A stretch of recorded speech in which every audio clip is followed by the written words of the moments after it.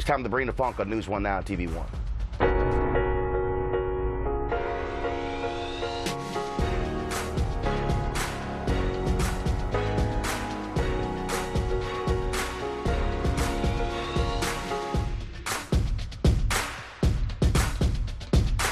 When people tell us, hold on, wait a while, and that's what the other Democrat is telling you. Hold on, Black Lives Matter, just wait a while. Hold on, young people in this country, just wait a while. And then she get good. She have your own mama come to you. Your mama sit down and say, well, you're a woman. But I talked to Jane Elliott a few weeks ago, and Jane said, Michael, a uterus doesn't qualify you to be president of the United States. You have to have policy that's reflective of social justice. Paying women a fair wage is social justice. Making sure that minorities have jobs is social justice. Ending a bull drug war is social justice. Making sure our children can go to college is social justice. Now, that was rapper Killer Mike at a Senator Bernie Sanders campaign rally in Atlanta on Tuesday. It took place at Morehouse College.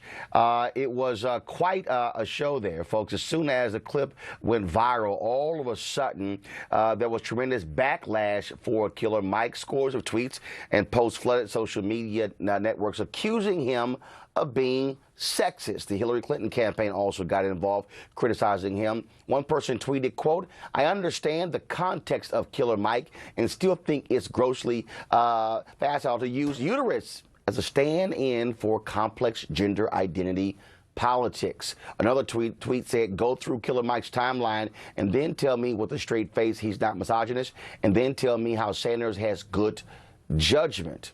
Killer Mike and the Sanders campaign stand behind the uterus, quote, reiterating that it came from progressive female activist Jane Elliott, the anti-racism advocate known for the blue eyes, brown eyes social exercise. The 82-year-old educator told the Huffington Post Killer Mike's comments are being taken out of context. Quote, I think the reaction is because a man said what I said.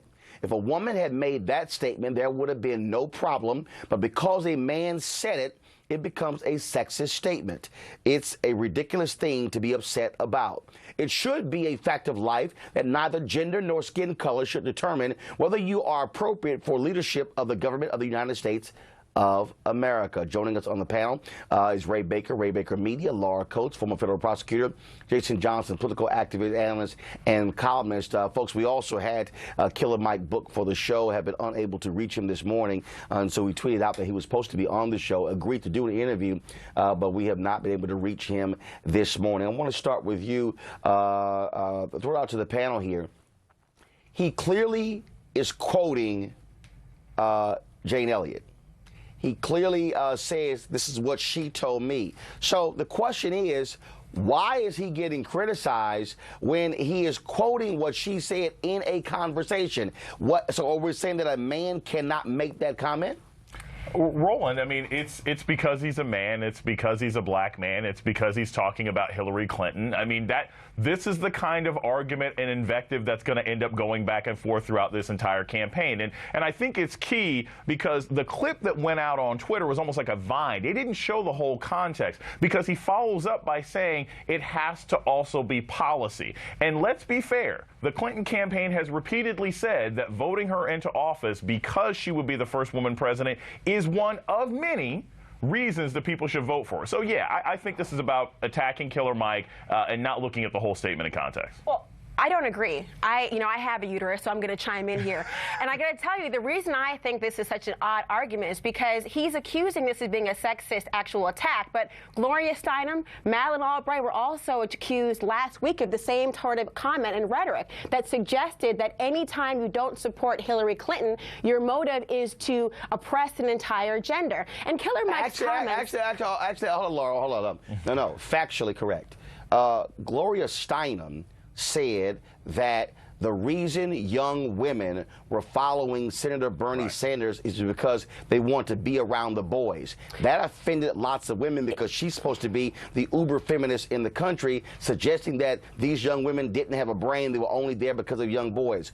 That's what Gloria Steinem said. Madeleine Albright said that was a special place in hell for women who didn't support other women. She had to come out and actually apologize for that, because that also was seen as women not having their own brain, being able to make up their own minds. That's different than what Jane Elliott said and what Killer Mike quoted. Well, your quotes are correct. My point, Roland, is the fact that you have a spokesperson for somebody who is speaking out of context and trying to use strategic sound bites in order to advance a particular position. And just like Gloria Steinem, I'm talking about Madeleine Albright, I'm talking about Killer Mike. When he quoted that particular progressive activist, he was intending for it to be done as a sound bite, and he did not explain until afterwards. But his intent was to have the statement of the uterus not qualifying her enough. And it's just like somebody like a Sarah Palin or anybody else who tries to speak on behalf of a candidate and their sound bites are used against them. Just because a different context is used does not mean the point is lost. This is still an instance of somebody who is using rhetoric that is very polemic and polarizing and controversial to try to defeat a candidate's overall policy. See, one of the things I think here is that we live in a bit of a false binary. I think it's wholly, completely possible, which is true, that Killer Mike spoke in language using words that he should not have used. Simply by using the term uterus, it stands in as a euphemism for the complex gender complexities that we identified earlier in one of the tweets that we mentioned. We can acknowledge the fact that if a white candidate were to paraphrase an African American who used the N-word at their discretion, we would hope that the white surrogate, if they were to, hold on one second, Roland, we think that that person would at least censor themselves in an appropriate way. It's wholly possible for Killer Mike to make that statement and censor himself. Wait a minute. You're comparing uterus to the N-word? No. I'm comparing making word choices about how you paraphrase people to using different language, and I think that's key. I'm not making a one-to-one comparison of those words. But here's the deal, though. Jane Elliott, the woman who told him, comes out and says, he's right. And she's a woman. I understand that. So wait a minute. So again, are we saying, I'm just trying to understand what these ground rules are. Are we saying that because Killer Mike is a guy, that he could not quote what Jane Elliott said, but if he was a woman, that's fine? No. I'm saying that, as we know, Roland, language has tons of context. Words always have context. And to behave as if they do not is problematic. Killer Mike has every right to quote Jane Elliott in every way that he sees fit. He also should have the wherewithal and the knowledge, and Mike Grinder's a wonderfully intelligent man. We know this. So we expect that he would have been able to do this, to paraphrase using language that would not have been so incendiary that people would miss his point. The point being, don't vote for Hillary Clinton because of her gender. Vote for her if you support her because of her policy. Jason, again, it was interesting to me here is as if we're like jumping through. The standard is moving left and right. Go ahead. Yeah, the standards move left and right because it's a black guy and a young guy, and he's saying this thing, and people don't want to hear it.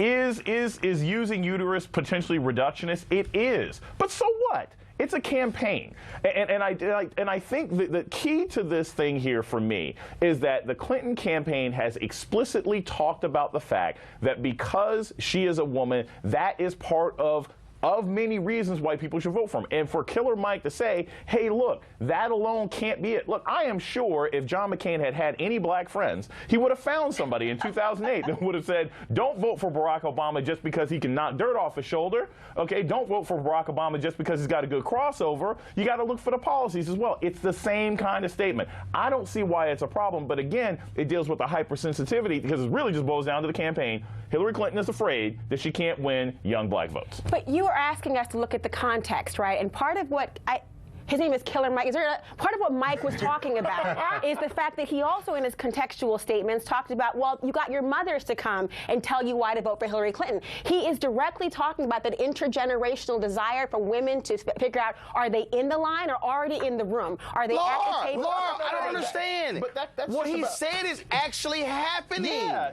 Oh my God! Yeah, I know that's the intergenerational battle that's been going on. Here's the thing. I know it's happening. I know that it's happening. My point is that I'm so not because attacking it's him happening, he can't mention it? No, he can mention it. My point is this. It's not because he's a black man or a young black man talking about this issue. The issue I have with it is that he is being held accountable for a soundbite, the same way that anybody else on the campaign trail is being held accountable by a soundbite. But not the entire soundbite. No, it's not the entire soundbite. Oh, I know, but this is not a novel concept. And so my irritation is how it's used. Sorry. A quick point, Dr. Johnson. When you acknowledge that it's reductionist, I don't think we can go and so what when we acknowledge that something is reductionist. And that in and of itself. Roland, you're absolutely right. He has every right to quote Jane Elliott. He has every right to identify the fact that we should not be making our presidential decisions along explicitly gender lines. But when we acknowledge a particular word or term is reductionist, which most intelligent people acknowledge that it is, then just don't use that word or term. First of all, stop.